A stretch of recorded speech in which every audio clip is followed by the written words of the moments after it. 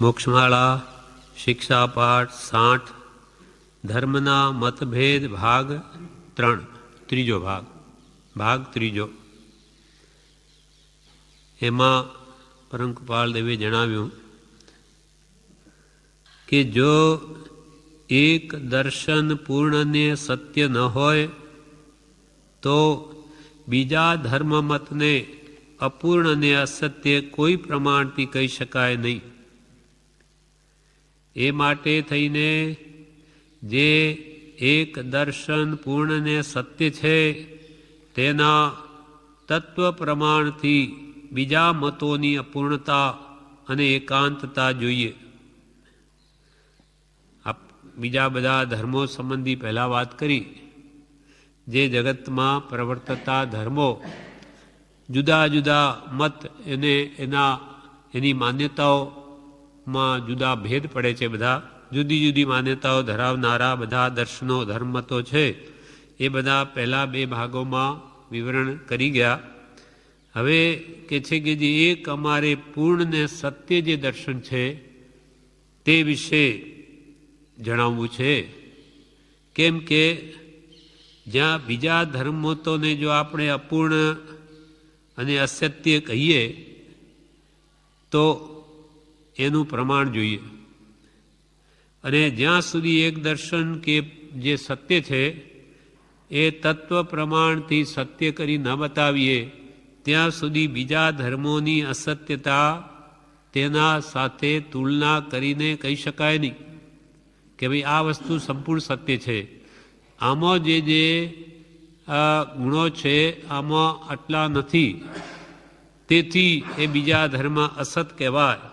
એટલે એના માટે પહેલું જે સત્ય દર્શન હોય તે પુરવાર કરી બતાવવું જોઈએ અને પછી બીજા સાથે તુલના કરવી જોઈએ. વિવેચનમાં એના વિશે કહે છે કે જૈન દર્શન અનેકાંત હોવાથી સંપૂર્ણ છે. બીજા બધા ધર્મો એકાંતિક છે. એક પક્ષને પકડી લે, એકાંતે કોઈ નિશ્ચયને પકડી લે, કોઈ વ્યવહારને લઈ લે, એક વાતને લઈને એમ જ છે એમ કહે, પણ બીજા એના ગુણધર્મો દ્રવ્યના ગૌણ કરીને વિચારવું જોઈએ. તે ન થવાથી તે બધા અપૂર્ણ કહેવાય, અસત્ય કહેવાય. અને જ્યારે જૈન દર્શન છે તે અનેકાંત છે. અને એકાંત એમાં એકાંતિક કોઈ છે જ નહીં કે ભાઈ વ્યવહાર નહીંથી એમ, નિશ્ચય નહીંથી એમ છે. જેમ કે આત્મા દ્રવ્ય નિત્ય છે પણ પર્યાય પલટાય પણ છે. નિત્ય એના સ્વભાવની અપેક્ષાએ, જ્ઞાન દર્શનની અપેક્ષાએ આત્મા નિત્ય, કોઈક કાળે એના મૂળ ગુણધર્મનો નાશ નહીં થાય, પણ પર્યાય એની પલટાય છે. હમણાં આપણે આત્માની વિભાવ પર્યાય છે, મનુષ્ય પર્યાય છે. એ આયુષ્ય પૂર્ણ થયે પૂરી થયે પછી પુણ્ય હોય તો દેવ, નહીં તો પાપ હોય તો નરક, વિશેષ નહીં તો તિર્યંજ, એમ ચારે ગતિઓમાં આ જીવ ભટક્યા કરે છે પાપ પુણ્યના આધારે. એટલે જૈન દર્શન અનેકાંતિક એટલે સ્યાદવાદ પૂર્વક વસ્તુ ધર્મને જણાવનારું છે. સ્યાદવાદ એ જૈન ધર્મનો પ્રાણ છે, જેનાથી દરેક દ્રવ્યના અનંત ગુણધર્મોને નય નિક્ષેપ પ્રમાણથી વર્ણવી શકાય, છતાં કોઈ દોષ ના આવે. એટલે સ્યાદવાદ માર્ગને ઓળખવો એ સહેલો નથી. કૃપાલદેવે કહ્યું બ્રહ્મચારીજીએ વિવેચનમાં કે સમુદ્ર ઓળંગવા બરાબર છે. કેમ કે જેમ છે તેમ તત્વનું યથાર્થ સ્વરૂપ સમજી લેવું એ સહેલી વાત નથી, પણ ન સમજાય એવું પણ નથી. જેને સમજવું છે તે જરૂર સમજી શકે. સ્યાદવાદ કહો, સ્યાદ એટલે સ્યાત એટલે કોઈ અપેક્ષાએ, અપેક્ષાવાદ કહો, અનેકાંતવાદ કહો અથવા સ્યાદવાદ કહો, એક જ છે. સ્યાત અસ્તિ કોઈ અપેક્ષાએ છે, સ્યાત નાસ્તિ કોઈ અપેક્ષાએ નથી, સ્યાત અસ્તિ નાસ્તિ કોઈ અપેક્ષા છે ને કોઈ નથી. પણ એમ 7 ભાંગા જે નય નિક્ષેપના પ્રમાણના પડે છે, નયના મુખ્યત્વે. આમ તો નયના મુખ્ય 7 ભેદ અને આમ 700 ભેદ અને આમ તો અસંખ્યાત ભેદ છે. જેટલી વાણી એટલા એના ભેદ છે વસ્તુના. એટલે આત્મા પણ એક વસ્તુ છે, એને માળ આપણે સમજવી છે. તેના માટે એનામાંય અનંત ગુણધર્મ દરેક દ્રવ્યોમાં છે, દ્રવ્યોમાં. પણ એને સમજવા માટે અનેકાંતવાદ જ સર્વશ્રેષ્ઠ છે કે એના વાસ્તવિક સ્વરૂપને બીજા ધર્મોને ગૌણ કરીને સમજાવી શકાય. જ્યારે એક અપેક્ષાએ વાત થતી હોય ત્યારે બીજી અપેક્ષા એની ગૌણ હોય. આત્માને નિત્યપણાની સ્વભાવે વાત થતી હોય ત્યારે તેનું અનિત્યપણું ગૌણ હોય. અનિત્યપણાની વાત થતી હોય ત્યારે નિત્યપણાની વાત ગૌણ હોય. ગૌણ મુખ્યતા વચન મારે. એમ જૈન દર્શન અનેકાંત હોવાથી સંપૂર્ણ છે, તેમાં ગૌણ મુખ્યતાથી બધા ગુણોનો વિચાર કરેલો છે. જેમ કે બધા દર્શનો એકાંતે વસ્તુનું સ્વરૂપ કહે, જ્યારે જૈન દર્શન એમ કહે છે કે બધા ધર્મો સાચા, પણ અપેક્ષાવાદથી, સ્યાદવાદથી, એકાંતે નહીં. એ બધા એકાંતે માને માટે મિથ્યા છે. પણ જેમ કે બૌદ્ધ કે આત્મા ક્ષણિક, તો જૈન દર્શન કે તમારી વાત પણ સાચી, પણ અપેક્ષાએ. આત્મા પર્યાયની અપેક્ષા નિત્ય છે. એક સમય જે એક પર્યાય હોય છે દ્રવ્યની, બીજા સમય બદલાઈ જાય છે. એટલે પર્યાયની અપેક્ષાએ બૌદ્ધ મત સાચો. સાંખ્ય મત કે આત્મા તો કુટસ્થ નિત્ય, તો કે તમારી વાત નહીં સાચી, પણ અપેક્ષાએ. દ્રવ્ય અપેક્ષાએ ગણીએ તો આત્મા હંમેશા નિત્ય જ રહે, એટલે તમારી વાત પણ સાચી. અપેક્ષાથી બધા ધર્મો સાચા, પણ એકાંત લે તો ખોટા. આત્મા નિત્ય છે, કોઈ કાળે અનિત હોઈ શકે નહીં કોઈ પણ પ્રકારે, તો મિથ્યા. એમ બૌદ્ધ પણ કે આત્મા અનિત્ય છે, એ કોઈ કાળે નિત્ય હોઈ શકે નહીં, તો એની વાત પણ મિથ્યા. અપેક્ષાવાદ લગાડીને કોઈ પણ વસ્તુને સત્ય માની શકાય અપેક્ષાથી. જેમ કે એક જ વ્યક્તિ એક જ હોય, એ કોઈનો કાકા હોય, કોઈના મામા હોય, કોઈનો ભાઈ હોય, ભાણેજ હોય, ભત્રીજો હોય, પોતે બાપ હોય ને પોતે જ દીકરો હોય. તો કે આ કોણ? તો કે આ કાકા, મામા, બાબા, ભાઈ, ભત્રીજો, બાપ બેટો છે. તો કે શું બોલો આમ? તો કે આમ તો કંઈ સમજાય નહીં. તો કે આ એક જ વ્યક્તિ બધો જ છે. તો કે એમ કેમ હોઈ શકે? બાપ પણ હોઈ શકે, બેટો પણ હોઈ શકે? તો કે હા. તો કેવી રીતે સમજાવો?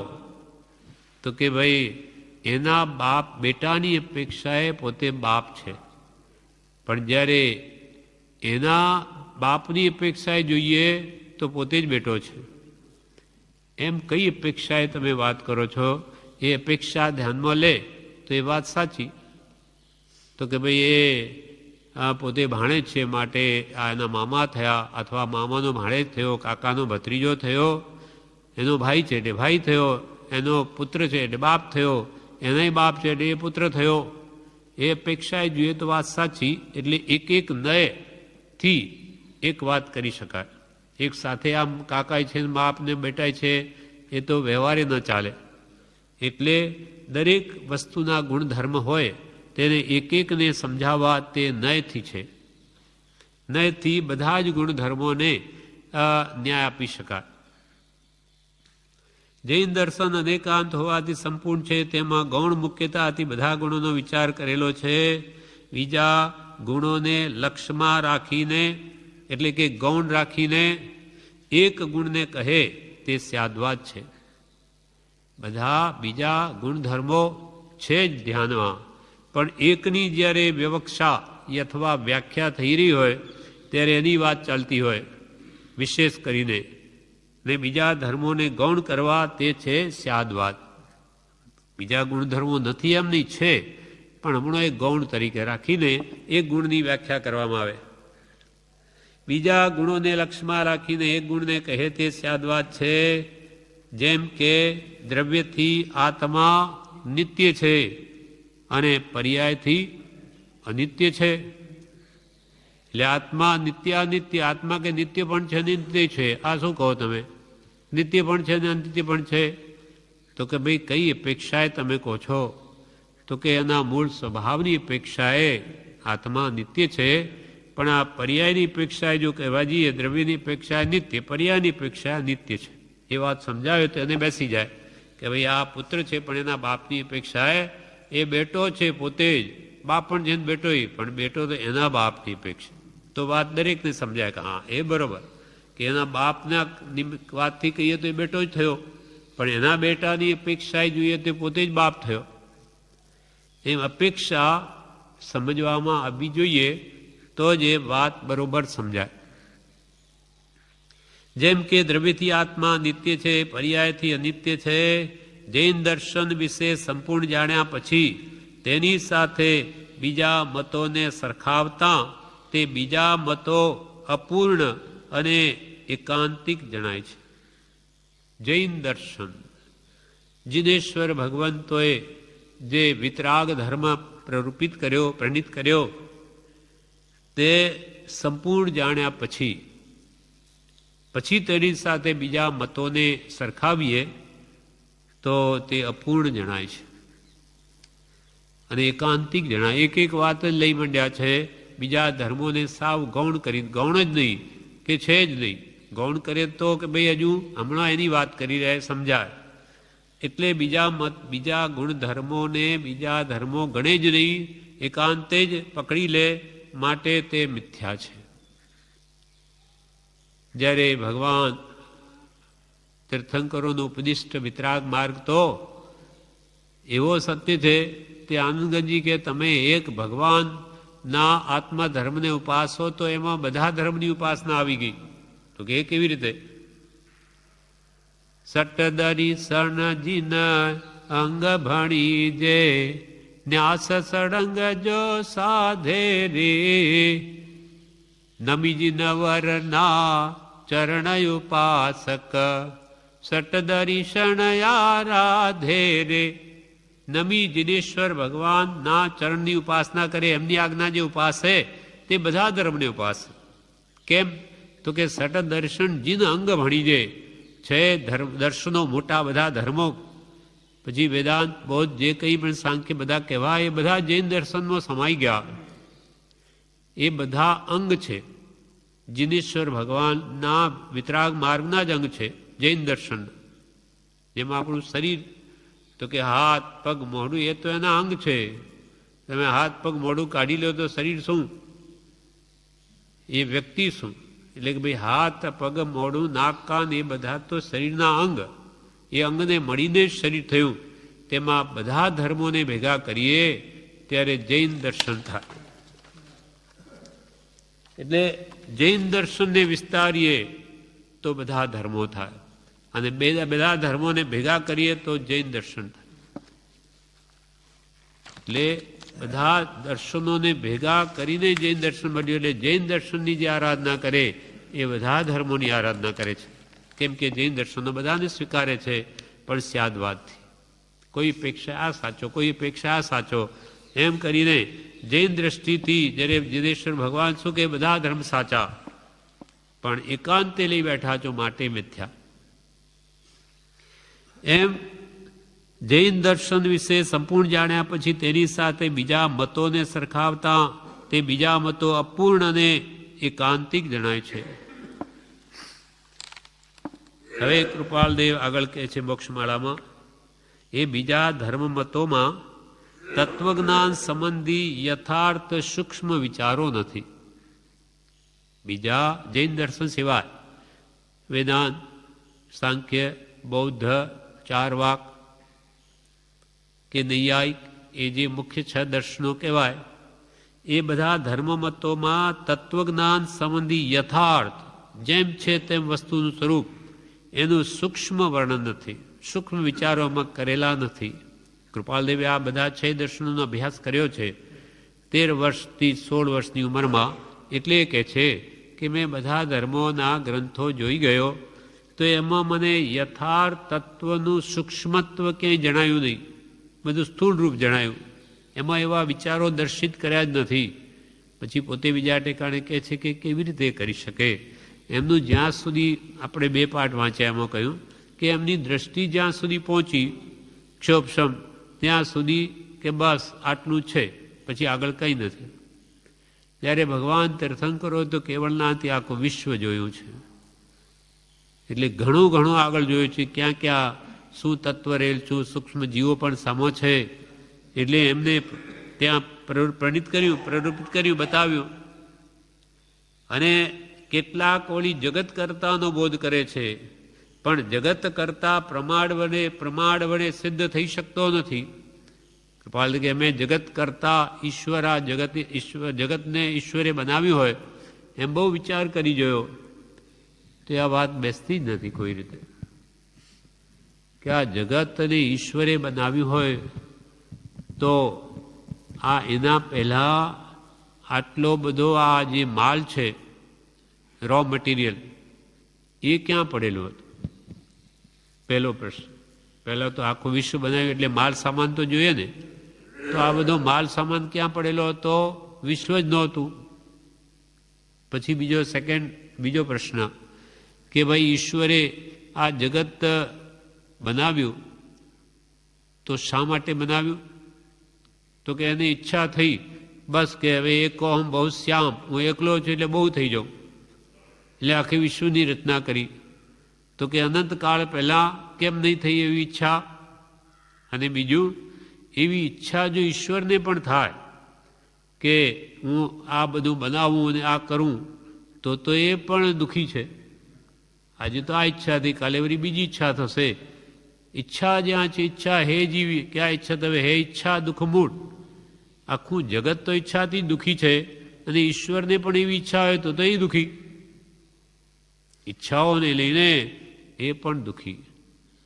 અને એને જગત બનાવ્યું માનો કે, તો એને બનાવીને કોઈને આવા લૂલા લંગડા આંધળા કર્યા, કોઈને ગરીબ બનાવ્યા, અને કોઈને એટલા બધા મોટા શેઠ બનાવી દીધા કે 7 પેઢી સુધી ન ખૂટે એવા કરોડો આપી દીધા. આ ઈશ્વરના કામ છે? શા માટે દુઃખ મૂક્યું?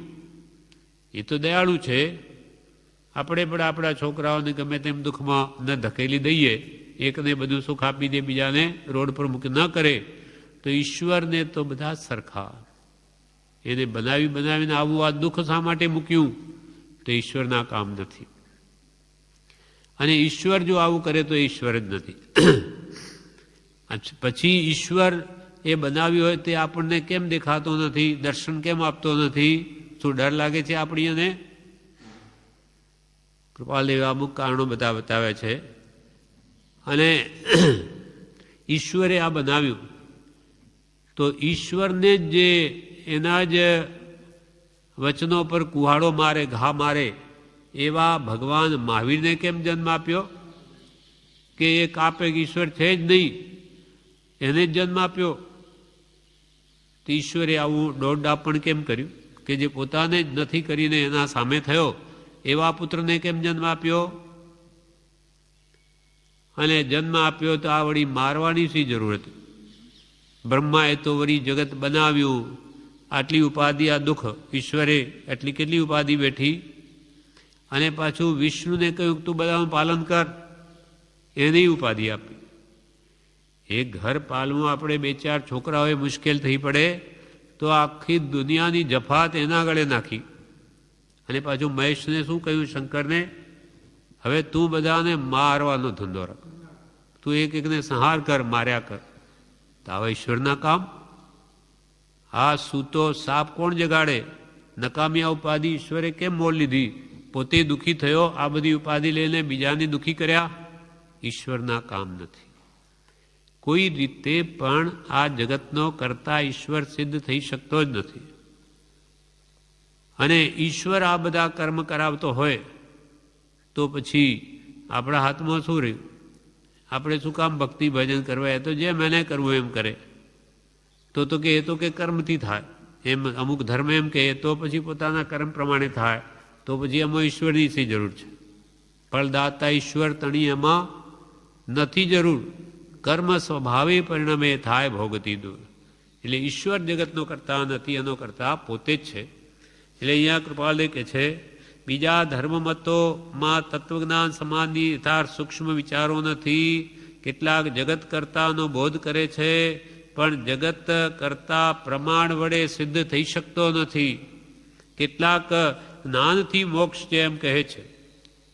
બસ જાણ્યા જાણ કરો, તમારો મોક્ષ થઈ જશે. નિશ્ચયાભાસીઓ ખાલી વાતો કરવામાં જ મોક્ષ માને. તેમજ ક્રિયાથી મોક્ષ છે એમ કહેનારા પણ એકાંતિક છે. કોઈ કે બસ ક્રિયા કર્યા જાઓ, ધર્મના નામે બધું થઈ જશે. જેમ કે એક દોડ કર્યા કર બસ. અરે પણ જવું ક્યાં છે? તો કે તો પછી ખબર પડશે, તું દોડવા માંડ. એના જેવું છે. ક્રિયા કર્યા કર, ક્રિયા કરીને કરવું છે શું ધ્યેય બાંધ્યો, તો એમાં કેટલી પ્રાપ્તિ થઈ ક્રિયા કરીને, એ તો ધ્યાનમાં લેવું જોઈએ. કેટલાક ક્રિયાથી મોક્ષ એમ કહેનારા પણ એકાંતિક છે. જ્ઞાન ક્રિયા બંનેથી મોક્ષ કહેનારા તેના યથાર્થ સ્વરૂપને જાણતા નથી. એટલે કોઈ એમ કે છે કે જ્ઞાન અને ક્રિયા બેથી મોક્ષ છે, પણ કેવી રીતે એનું યથાર્થ સ્વરૂપ તો વર્ણવો કે ભાઈ પહેલાં જ્ઞાન મેળવવું તો કોનાથી મેળવવું? સદગુરુથી કે સત્પુરુષ જેણે આત્મા જાણ્યો, જે મોક્ષ માર્ગમાં જાણનારા છે, માર્ગને પામેલો છે, માર્ગ પમાડશે વગેરે જે ક્રમબદ્ધ વ્યાખ્યા જ્ઞાન મેળવવું, કોનાથી મેળવવું, કયું જ્ઞાન મેળવવું, કોના સંબંધીનું, ભૌતિક કે આત્મિક, એ બધું ક્રમબદ્ધ વર્ણવી શક્યા નથી. જ્ઞાન અને ક્રિયા એ બંનેથી મોક્ષ કહેનારા તેના યથાર્થ સ્વરૂપને જાણતા નથી, અને બંનેના ભેદ શ્રેણીબદ્ધ નથી કહી શક્યા. એ જ એમની સર્વજ્ઞતાની ખામી જણાય છે. ક્યાંથી કહે? સર્વજ્ઞપણું પ્રાપ્ત થયું હોય તો કહે, નહીં તો ક્યાંથી કહે? સતદેવ તત્વમાં કહેલા અષ્ટાદશ દૂષણોથી એ ધર્મ મત સ્થાપકો રહિત નહોતા. સાચા દેવ અરિહંત જે જૈન દર્શનમાં કહેવાય, એ 18 દૂષણથી રહિત છે. તે બીજા ધર્મ મતના સ્થાપકોમાં એ 18 દોષો જોવા મળે છે. એમાંના જ કોઈ બધા કે થોડા એનાથી રહિત નથી. તો એ 18 દૂષણથી રહિત ન હોય તે સતધર્મ મતનો સ્થાપક હોઈ શકે નહીં. સતદેવ તત્વમાં કહેલા અષ્ટાદશ દૂષણોથી એ ધર્મ મત સ્થાપકો રહિત નહોતા. એમ એઓના ગૂંથેલા ચરિત્રો પરથી પણ તત્વની દ્રષ્ટિએ દેખાય છે. એમણે જે ગ્રંથો ગૂંથ્યા ધર્મ મત સ્થાપકોએ, એમના ચરિત્રો ઉપરથી અને એમને બોધેલા તત્વજ્ઞાન ઉપરથી આ સિદ્ધ થાય છે કે જણાય છે કે એ ધર્મ મત સ્થાપકો 18 દૂષણથી રહિત નહોતા. એમ કૃપાલદેવે આ બધું વાંચ્યું છે એટલે કે છે બધા ધર્મોના. કેટલાક મતોમાં હિંસા, અબ્રહ્મચર્ય ઇત્યાદિ અપવિત્ર વિષયોનો બોધ છે. તે તો સહજમાં અપૂર્ણ અને સરાગીના સ્થાપેલા જોવામાં આવે છે. કેટલાક ધર્મ મતોમાં હિંસાનો બોધ, અબ્રહ્મચર્ય, ધર્મના નામે રાસલીલા, આવા અપવિત્ર વિષયોનો બોધ છે. તે ધર્મો તો સહજમાં જ અપૂર્ણ અને સરાગી, રાગ સહિત એવા ધર્મ મત સ્થાપકોના બનાવેલા છે, એમ સહજ જણાઈ આવે છે. કોઈએ એમાં સર્વવ્યાપક મોક્ષ, કોઈ મતવાળા તો શું કહે કે મોક્ષ થયે જીવ સર્વ જળ ચેતન પદાર્થમાં વ્યાપી જાય. કોઈ કહે કે આમાં ઈશ્વર છે, આમાં ઈશ્વર, બધામાં ઈશ્વર. ઈશ્વર તો કે સર્વવ્યાપક. ત્યારે ભગવાન તીર્થંકરો કહે કે વ્યાપક જરૂર, જ્ઞાન અપેક્ષાએ કે ઈશ્વર આમાં આવીને બેઠો નથી, પણ સમજે નહીં. એટલે કે ઈશ્વર તો ઈશ્વર તો બધે છે, આમાં ઈશ્વર. આ ઈશ્વરનું જ્ઞાન ત્યાં આવે, ત્યાં મોક્ષમાં સિદ્ધશિલામાં બેઠા આવા ભગવંત સિદ્ધોનું જ્ઞાન નિર્મળ હોવાથી આખું વિશ્વ એમાં ઝલકે છે. એટલે એમાં બધું જ દેખાય. એટલે એનું જ્ઞાન બધે પહોંચે, પણ પોતે અહીંયા આવી ન રહે. પણ કે કોઈએ એમાં સર્વવ્યાપક મોક્ષ, એટલે મોક્ષ થઈ જીવ સર્વ જળ ચેતન બધામાં વ્યાપી જાય. બધામાં વ્યાપેલો છે જાણે ઈશ્વર, એમ ઝાડપાન વગેરે બધામાં. કોઈએ કંઈ નહીં એ રૂપ મોક્ષ, એટલે શૂન્ય રૂપ મોક્ષ. એટલે મોક્ષ થાય આપણો, એટલે આપણે ઈશ્વરમાં ભળી ગયા. ઈશ્વર એક, વેદાંત એમ માને, બધા એના અંશ છે. જ્યારે એ મુક્તિ પામે એટલે ઈશ્વરમાં ભળી જાય. એ પોતાનું અસ્તિત્વ નાશ પામી ગયો, પોતે ગયો સાવ. એને પછી સુખ દુઃખનું વેદન ક્યારે? પોતે તો ભળી ગયો આમાં. એમ કોઈએ કંઈ નહીં રૂપ એ રૂપ મોક્ષ, શૂન્ય થવારૂપ મોક્ષ, અથવા કોઈએ સાકાર મોક્ષ. મોક્ષ એટલે શું? જેમ કે સ્વામિનારાયણ મતની એ માન્યતા છે કે મોક્ષમાં આપણે શું કરવાના?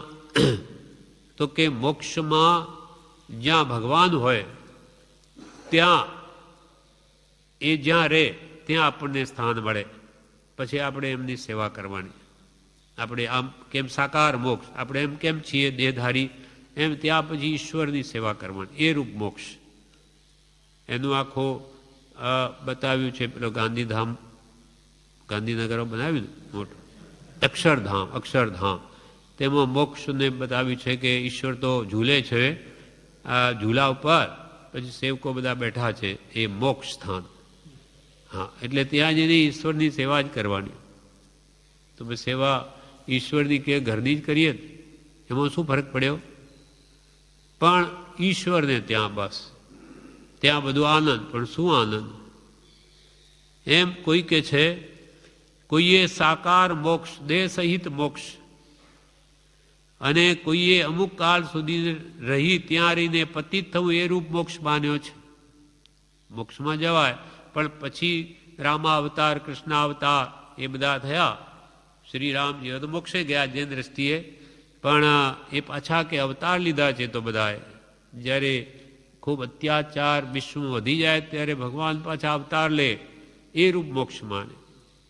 જ્યારે વિતરાગ ભગવંતો કહે એકવાર સર્વ કર્મથી મુકાયેલો આત્મા જે મોક્ષમાં પહોંચી ગયો, એ કોઈ કાળે ફરી પાછો આ સંસારમાં ના આવે, ફરી જન્મ મરણ લે જ નહીં, સર્વથા મુક્તિ, કોઈ કાળે ફરી દુઃખમાં ના આવે.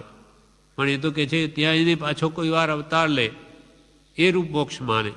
આમ એ જુદી જુદી મતભેદોની માન્યતાઓ એ ચાલ્યા કરે છે જગતમાં, એ અનાદિથી છે અને અનંતકાળ સુધી આવી માન્યતાઓ રહેવાની જ છે. હવે એમાં સત્ય શું છે એ જાણી તે પ્રમાણે આપણે પ્રવર્તીએ સત્ય માર્ગદર્શન લઈને, તો જરૂર સત વસ્તુ પ્રાપ્ત થાય. કોઈએ કંઈ નહીં એ રૂપ મોક્ષ, કોઈએ સાકાર મોક્ષ, અને કોઈએ અમુક કાળ સુધી પતિત થવું એ રૂપે મોક્ષ માન્યો છે. પણ એમાંથી કોઈ વાત તેઓની સપ્રમાણ થઈ શકતી નથી. એ બધી વાતો કહે પણ એના કોઈ પ્રમાણ સહિત કોઈ મળતું જ નથી વાત. એમ કૃપાલદેવ બધું વાંચ્યું એના ઉપરથી કહે છે. એટલે એઓના વિચારોનું અપૂર્ણપણું નિષ્પૃહ તત્વવેત્તાઓએ દર્શાવ્યું છે, જે યથાસ્થિત જાણવું યોગ્ય છે. એઓના વિચારોનું જે અપૂર્ણપણું છે તે નિષ્પૃહી તત્વજ્ઞાનના જાણનારા જ્ઞાની પુરુષોએ દર્શાવ્યું છે. તે યથાસ્થિત જેમ છે તેમ જાણવું યોગ્ય છે. એઓના અપૂર્ણ વિચારોનું ખંડન યથાર્થ જોવા જેવું છે, અને તે નિર્ગ્રંથ આચાર્યોના ગુંથેલા શાસ્ત્રોની મળી શકશે. એ જે અપૂર્ણ મતો છે એનું ખંડન જૈન શાસ્ત્રો, નિર્ગ્રંથ જ્ઞાની પુરુષો, અમુક આચાર્યો ગ્રંથો ગૂંથ્યા છે, એમાં પ્રમાણ સહિત બતાવ્યું છે કે ભાઈ આ હોય તો આ કેમ, આ હોય તો આ કેમ. તો કે એ ગ્રંથોથી એ વાતને જાણી શકાય છે. વિવેચનમાં કે છે તત્વજ્ઞાન જેવું જૈન દર્શનમાં છે તેવું સૂક્ષ્મ આત્મા સંબંધી જ્ઞાન બીજામાં નથી, કોઈ મતમાં નથી. આત્મા સંબંધી જે સૂક્ષ્મ ચિંતન ભગવાન તીર્થંકરો કેવળ જ્ઞાનીઓએ કેવળ જ્ઞાનના બળે કર્યું છે ને કહ્યું છે, તેવું સૂક્ષ્મ આત્મા સંબંધી જ્ઞાન બીજા કોઈ ધર્મમાં નથી. કેમ કે ત્યાં સુધી પહોંચ્યા જ નથી, પછી કેવી રીતે વર્ણન કરી શકે? પોતે અનુભવ્યું હોય, જાણ્યું હોય તો કે, જાણ્યું ન હોય તો ક્યાંથી કહે? એમ જૈન દર્શન વિશેષ તત્વજ્ઞાન જેવું જૈનમાં છે તેવું સૂક્ષ્મ આત્મા સંબંધી જ્ઞાન બીજા કોઈ દર્શનમાં નથી. કેવડી ભગવાને જેમ છે તેમ વિસ્તારથી તત્વજ્ઞાન વર્ણવ્યું છે. એ જ્ઞાનમાં જેવું જોયું, જાણ્યું તેવું એમને વર્ણવ્યું બધું, કે કે જુઓ આ પ્રકારે પદાર્થનું સ્વરૂપ છે, તેમાં ભૂલ નથી. કૃપાલ કે એમાં કોઈ ભૂલ નથી, એમાં કદી વિરોધ ના આવે. બધું જ જાણીને ભગવંતોએ કહ્યું એમાં ત્રણેય કાળમાં કદી વિરોધ ના આવે, તેમાં ભૂલ નથી. બીજા ધર્મોમાં જગત કરતા ઈશ્વર માને છે તે સત્ય જ્ઞાનથી જોતા સિદ્ધ થઈ શકતો નથી. વળી જૈનમાં સ્યાદવાદથી બધા ગુણોનું ગ્રહણ છે. કોઈ પણ વસ્તુના અનંત ગુણધર્મો કહેવાય, જળના અને ચેતનના, એ બધાને સ્યાદવાદથી બધા ગુણોનું ગ્રહણ કર્યું છે. જ્યારે બીજામાં એક ગુણનું ગ્રહણ અને અન્ય ગુણોનો નિષેધ છે. એક જ ગુણ પકડી વસ્તુનો બીજા બધા તેમાં નિષેધ કરી નાખ્યા છે જ નહીં એમ કહીને. કેટલા જ્ઞાનથી મોક્ષ છે એમ કહે છે, એકાંતે પકડ્યું, બસ જ્ઞાનથી જ મોક્ષ, બીજો કે ક્રિયાથી જ મોક્ષ. કેટલાક એકાંતે કેવી રીતે એ કહે છે, કેટલાક જ્ઞાનથી મોક્ષ એમ કહે છે, તે એકાંતિક છે, સાથે ક્રિયાની પણ જરૂર પડે છે. કૃપાલ કે એકાંત જ્ઞાનથી મોક્ષ ન થાય. જે પ્રમાણે સત જાણ્યું હોય તો તે સત પ્રગટ કરવા માટે તેને અનુરૂપ ક્રિયા કરવી પડે તો જ એ વસ્તુ પ્રાપ્ત થાય. એટલે જ્ઞાન સાથે ક્રિયાની પણ જરૂર પડે છે.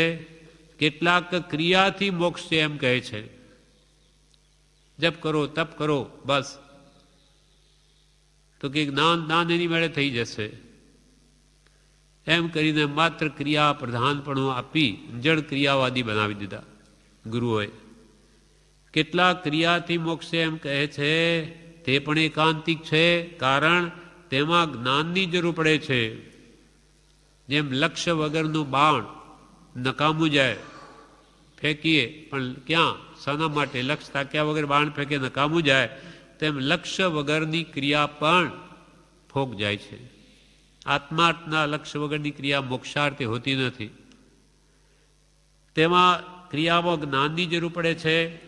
જેઓ બંનેથી મોક્ષ એમ કહેનારા છે કે ભાઈ જ્ઞાન ક્રિયા બંને જોઈએ એમ કહેનારા છે, તો તેઓ જે અનુક્રમે સંપૂર્ણ કહેવું જોઈએ તેમ તે જ્ઞાન અને ક્રિયા એ બંનેના ભેદને કહી શક્યા નથી.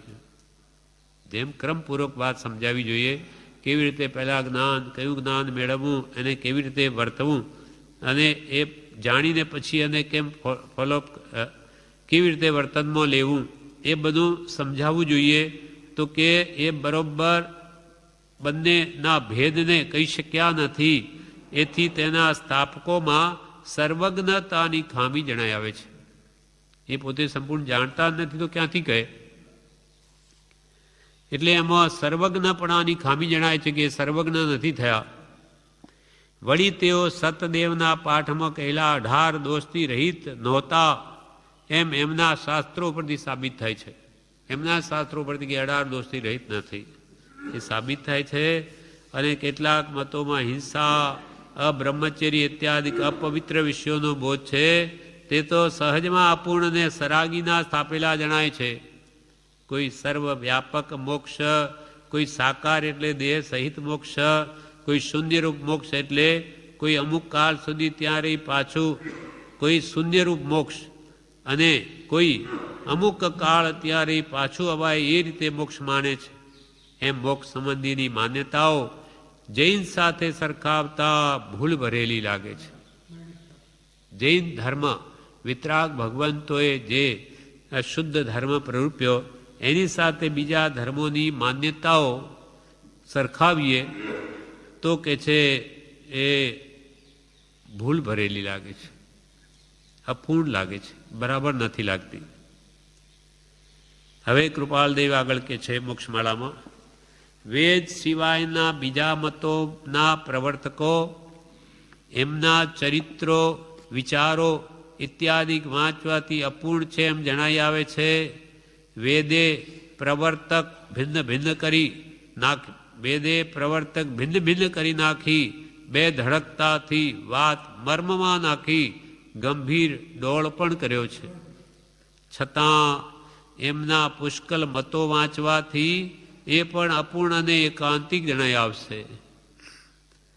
વેદ સિવાયના બીજા મતોના જે ધર્મ પ્રવર્તકો છે એમના ચરિત્રો અને એમના વિચારો જો વાંચીએ તો એ અપૂર્ણ જ જણાય, એમાં કંઈ ઊંડું તત્વ જણાતું નથી. જ્યારે વેદાંતમાં એ લોકોએ શાસ્ત્રો રચ્યા છે, વેદ બનાવ્યા છે, એટલે વેદમાં જુદા જુદા દર્શનોના જુદા જુદા પ્રવર્તકો એ ખૂબ વિસ્તાર કર્યો છે વેદાંતમાં. તેમાં ઋગ્વેદ, સામવેદ, યજુર્વેદ, અથર્વવેદ એ 4 વેદ કહેવાય છે. તે ઘણા પ્રાચીન છે, પરંતુ જૈન સાથે સરખાવતા તે અપૂર્ણ અને સદોષ જણાય છે એ વેદો પણ. આ બધા એ ગણધરો હતા ભગવાન મહાવીરના, ઇન્દ્રભૂતિ આદિ એ ભાઈઓ, એ બધા વેદાંતી જ હતા, વેદ ધર્મના પ્રખર હતા જાણનારા. પણ ભગવાન સાક્ષાત હતા ત્યારે એમના મનમાં જે શંકાઓ હતી તે વેદથી જ નિવારણ કરી કે તમને આ વેદમાં અહીંયા શંકા પડી છે, વિરોધાભાસ અંદર આવ્યો વેદમાં, તે એનો ખુલાસો કોણ કરે? જ્ઞાની સેવા. ભગવાન તો સર્વજ્ઞ, મહાવીર ભગવાન, એટલે એને કે જો આનો અર્થ એમ થાય, આ એમ ગણવાનું, આમ સમજવાનું, એટલે એમને બેસી ગયું. એટલે આત્માની શંકા હોવા છતાં 500 શિષ્યો બનાવ્યા વેદના આધારે અને પોતે શંકામાં ગળકા ખાય. છતાં પણ જૈન દર્શનની સાથે સરખાવવામાં આવે તો એ વેદ અપૂર્ણ ને સદોષ જણાય છે. હવે કૃપાલદેવ મોક્ષમાળામાં કહે છે કે જે પૂર્ણ દર્શન વિશે અત્રે કહેવાનું છે તે જૈન એટલે નિરાગીના સ્થાપન કરેલા દર્શન વિશે છે. અમારે જે એક દર્શન પૂર્ણ ને સત્ય કહેવાનું છે તે જૈન દર્શન છે. દર્શન એટલે ધર્મ, જૈન ધર્મ કહો, જૈન દર્શન કહો. 6 દર્શન એટલે 6 મુખ્ય ધર્મો. જૈન દર્શન તે નિરાગીના સ્થાપન કરેલા દર્શન વિશે છે. હા, સર્વજ્ઞ એટલે જેને સર્વ જાણ્યું આવા વીતરાગ પરમાત્મા અરિહંત ભગવંત એમણે આ નિરાગી દર્શન ઉપદેશ્યું છે. વીતરાગ માર્ગ ઉપદેશ્યો છે, એ વિશે અમારે કહેવું છે. એના બોધદાતા એ વિતરાગ દર્શનના બોધદાતા કેવા હતા? સર્વજ્ઞ અને સર્વદર્શી હતા. કાળ ભેદ છે તો પણ એ વાત સિદ્ધાંતિક ગણાય છે. એ સર્વદર્શી, અનંત જ્ઞાની ને અનંત દર્શી હતા. કાળ ભેદ છે, ઘણો કાળ વહી ગયો, 2600 વર્ષ થઈ ગયા ભગવાન મહાવીરને ગયા ને, પણ તો પણ એ આજે વાત સિદ્ધાંતિક જણાય છે, સિદ્ધ થયેલી, એમાં કોઈ ફેરફાર નથી. ભગવાને જે કહ્યું તેમાં કોઈ વિરોધ આવે નહીં. અને ભગવાનના કહેલા દયા, બ્રહ્મચર્ય, શીલ, વિવેક, વૈરાગ્ય, જ્ઞાન, ક્રિયાદિ એના જેવા પૂર્ણ એકે વર્ણવ્યા નથી. જે દયાનું સ્વરૂપ, સૂક્ષ્મ સ્વરૂપ, ક્યાં ક્યાં સૂક્ષ્મ જીવજંતુઓ રહેલા છે, જેમ કે કંદમૂળ વગેરેમાં, એ કોણ જોઈ શકે? ભગવાન કેવળ જ્ઞાનથી જોઈ લીધું. હા, બાકી શું ખબર પડે? તો એમને દયાનું સૂક્ષ્મ સ્વરૂપ વર્ણવ્યું, બ્રહ્મચર્ય, શીલનું કેટલું ઊંડું વર્ણન કર્યું છે, કેટલાના ભેદ બતાવ્યા. વિવેક, જળ ચેતન વિવેક કેમ કરવો, હિતાહિત, પેયાપેય, ખાદ્યાખાદ્ય બધો વિવેક બતાવ્યો. વૈરાગ્ય કેમ પ્રગટ થાય, વૈરાગ્ય વગર વાસ્તવિક તત્વ જણાય નહીં. સમ્યક જ્ઞાન કોને કહ્યું? આત્મા સંબંધી જ્ઞાન, તે જ સાચું જ્ઞાન. ક્રિયા, આત્માને લક્ષીને કરવામાં આવે તે જ સાચી ક્રિયા. એના જેવા પૂર્ણ એકે વર્ણવ્યા નથી. કોઈ ધર્મના સ્થાપકો વર્ણવી શક્યા નથી વિતરાગ જેવું. તેની સાથે શુદ્ધ આત્મજ્ઞાન, તેની કોટીઓ, આત્મજ્ઞાન અને કોટીઓના પ્રકાર, ગુણસ્થાનક. આત્મજ્ઞાન ચોથે ગુણસ્થાન કે પછી આગળ વધીને કેમ ઠેઠ સુધી પહોંચે, તે બધો કોટીઓ. જીવનના ચવન એટલે એક દેહમાંથી બીજા દેહમાં જવું, પછી જન્મ, ગતિ, 4 ગતિનું વર્ણન. વિગતિ એટલે વિગ્રહ ગતિ, વાટે વહેતા જીવની ગતિ, તે વિગ્રહ ગતિ. અહીંયા દેહ છૂટી ગયો, અહીંયાથી જીવ નીકળી ગયો, બીજા દેહમાં પ્રવેશ થયો નથી, વચ્ચે જે 2-3 સમયનો કાળ છે તેને વિગ્રહ ગતિ કહેવાય. તો એ ત્યાં એ જીવની સાથે શું હોય તો કે કારણ તેજસ વર્ગણાઓ હોય. એ જીવને જ્યાં કર્મ બાંધ્યા હોય તે ખેંચી જાય. એનું વર્ણન યોનિ દ્વાર, ઉત્પત્તિ સ્થાન 84 લાખ જીવાયોની, એનું વર્ણન પ્રદેશ એટલે અરૂપી વસ્તુનો એ અવિભાગી અંશ તે પ્રદેશ કહેવાય. કાળ સમય, કાળ સમયે નાનામાં નાનો ભાગ કાળ દ્રવ્યનો, તેના સ્વરૂપ તે વિશે એવો સૂક્ષ્મ બોધ છે કે જે વડે તેની સર્વજ્ઞતાની નિશંકતા થાય. એવું સૂક્ષ્મ વર્ણન બતાવ્યું પરમાણુ વગેરે બધાનું, કે લાગે કે આ કોઈ બધા સર્વજ્ઞ પુરુષો છે, બધું જાણે, નહીં તો આ કેવી રીતે વર્ણન કરી શકે. એના વિશે નિશંકતા થાય. કાળ ભેદે પરંપરા એમનાથી કેવળ નાનાદિ જ્ઞાનો જોવામાં નથી આવતા. પરંપરા એમનાથી બધું ભૂલાતું ગયું.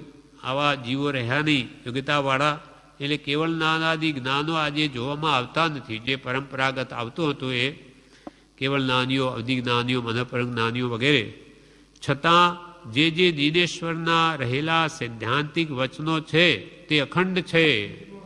ભલે આજે કેવળ જ્ઞાનીઓ હાજર નથી, ભગવાન તીર્થંકરો નથી, પણ એમના કાળ ભેદે પણ જે કંઈ પણ શાસ્ત્રો રહ્યા છે, જીનેશ્વર ભગવાનના ઉપદેશેલા સૈદ્ધાંતિક વચનો તે આજે પણ છે અને અખંડ છે. તેઓના કેટલાક સિદ્ધાંતો એવા સૂક્ષ્મ છે કે જે એક એક વિચારતા આખી જિંદગી વહી જાય એવા સૂક્ષ્મ તત્વો ઉપદેશ્યા છે ભગવાન તીર્થંકરોએ, કે એક એક સંબંધી વિચાર કરતા આખું આ જીવન ઓછું પડે, પહોંચે નહીં. બરોબર છે. જે એક એક વિચારતા એવું સૂક્ષ્મ સિદ્ધાંતો વર્ણવ્યા કે એક એક વિચારતા આખી જિંદગી વહી જાય તેવું છે. આગળ ઉપર કેટલુંક એ સંબંધી કહેવાનું છે કે અહીંયા તો જગ્યા નથી આ પાઠમાં.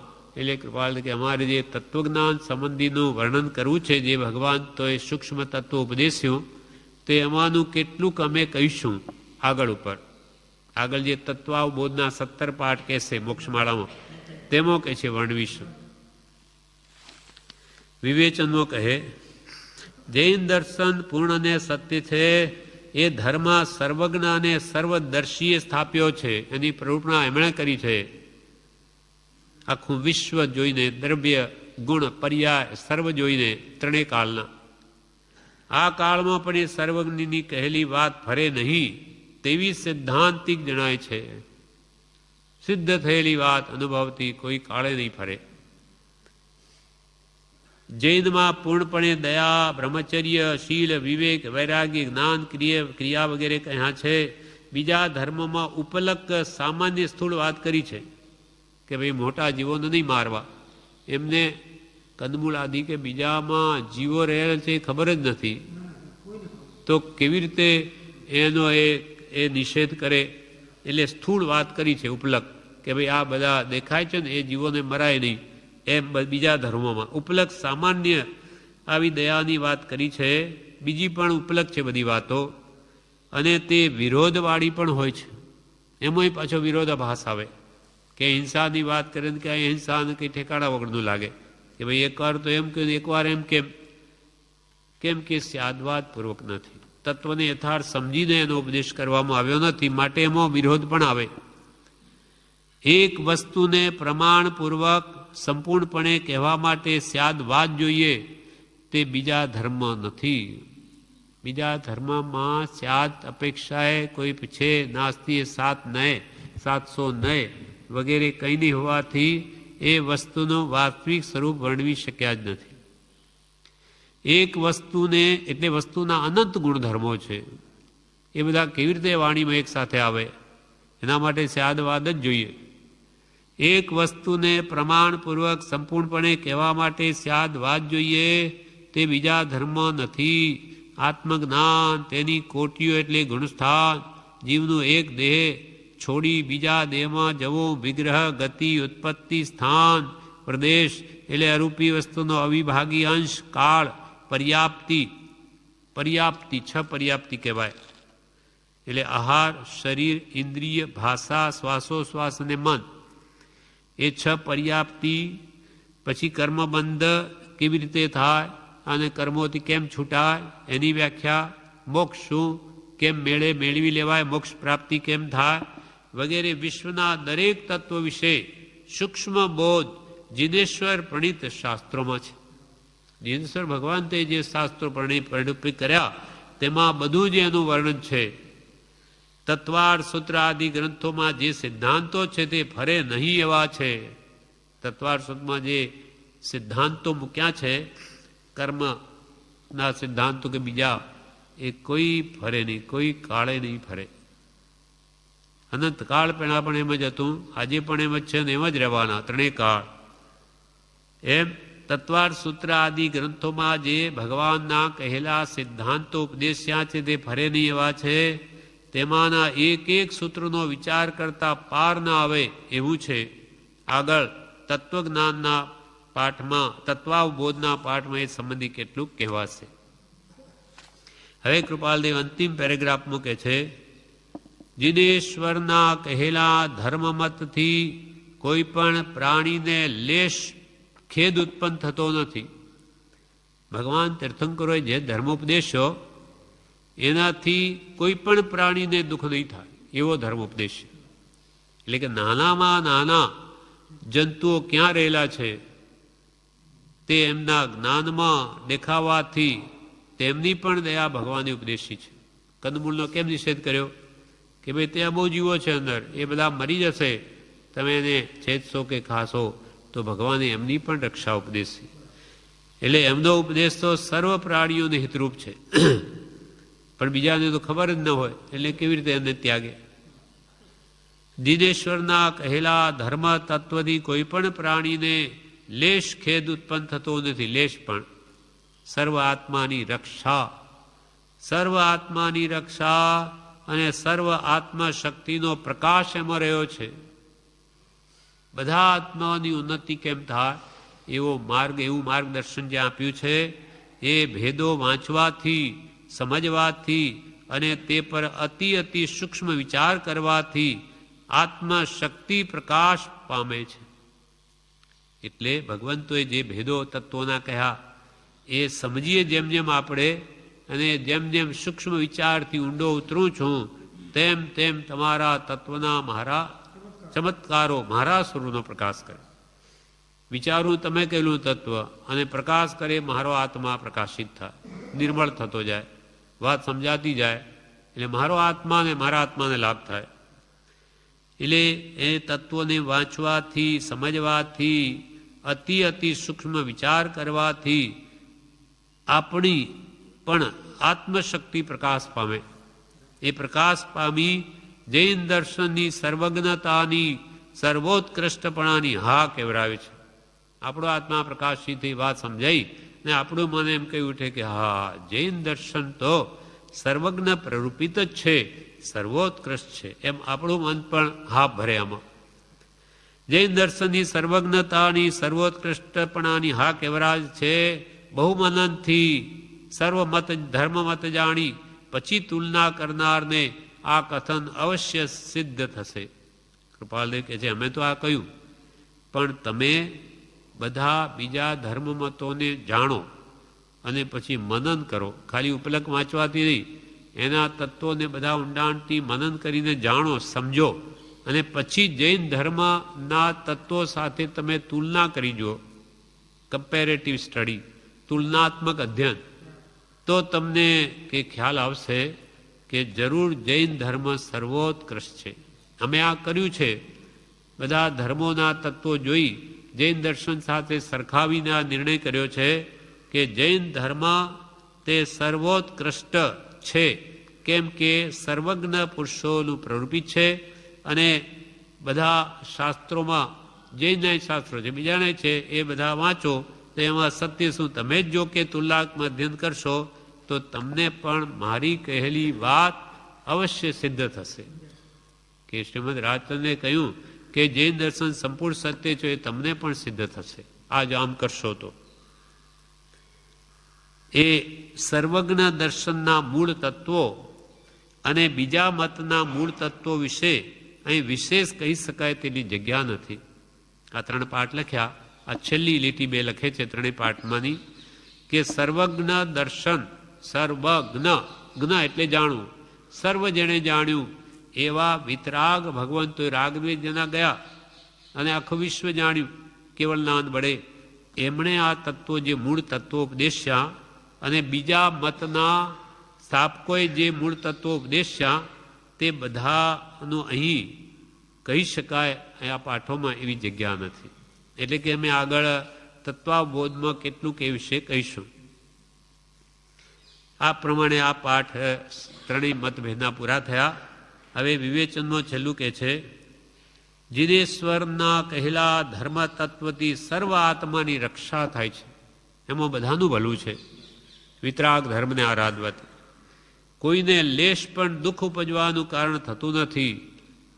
તેનું તત્વજ્ઞાન સૂક્ષ્મપણે વિચારવાથી આત્માની સર્વ શક્તિઓ પ્રકાશ પામે. આપણા આત્માના જ્ઞાન, દર્શન, ચારિત્ર એ વિશેષ નિર્મળ થતા જાય. તેથી એ જૈન દર્શન સર્વમાં ઉત્કૃષ્ટ છે એ માન્ય કરવું પડે છે. સર્વ ધર્મમતને બહુ મનનપૂર્વક જાણી લીધા પછી તુલના કરનારને આ કથન અવશ્ય સિદ્ધ થશે. આ પ્રમાણે 3 પાઠ મતભેદના 58, 59 ને 60 મોક્ષમાળામાં વાંચ્યા. 2 દિવસમાં આપણે આ પૂરા થયા અને એનું વિવેચન પણ આપણે વાંચ્યું, મોક્ષમાળા વિવેચન. હવે આવા 3 પાઠ પ્રવેશિકામાં બ્રહ્મચારીજી લખ્યા છે તે બહુ બધા કૃપાલના વચનો વગેરે આમો છે. તેમાં જુદી રીતે બધું સમજાવ્યું છે. એટલે એ આપણે કાલેથી લઈશું. તો એમાંય 2 દિવસ જશે. હા, એમાં એ વાત આપણને જ્ઞાની પુરુષના વચનો જ્ઞાની પુરુષના વચનથી સમજાય તે યથાર્થ છે. આ પ્રમાણે પ્રવેશિકા આવતીકાલે.